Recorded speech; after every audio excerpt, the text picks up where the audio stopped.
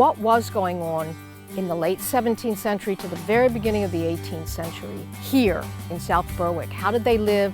How did they deal with the French and Indian Wars? It's a huge problem for the people of Maine, and it's just fascinating to learn more about it.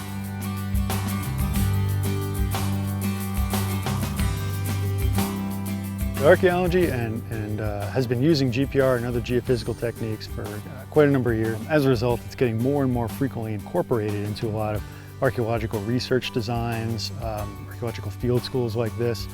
Working with the ground penetrating radar helps you be more efficient with your field time. So essentially, you can isolate areas or specific features that you take a lot more time, obviously, with a series of test pits.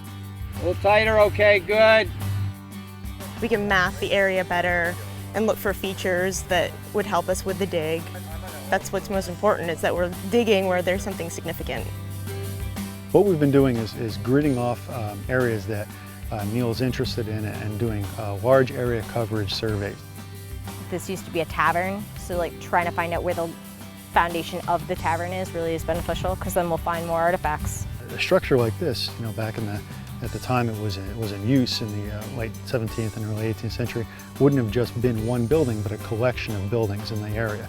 And so the idea of getting a sense for where those buildings are so that Neill can study them with excavation and really get an idea, kind of a picture of what life was like for some of these early settlers. The answers to those questions are, you know, just beneath the grass out here. I was fascinated to watch them walk around with those machines and just pick up what's going on underneath. I didn't even know this was possible.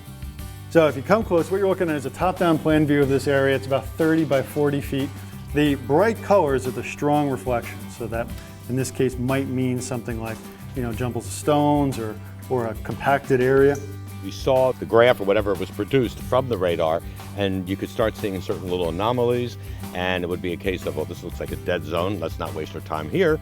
But obviously, this looks like there's a good possibility. Dig. I found a piece of date that had a partial date and the Spanish cross on the back. Probably came up from the Spanish colonies. It's an exciting thing to find, but we're all finding exciting things. This is a tool that we've had, the field as a whole, to basically do a better job of telling the story of whatever site you're looking at, whether it's a modest home, isolated homestead out in northern New England or a spectacular Mesoamerican site down in Central America. They all benefit from work like this.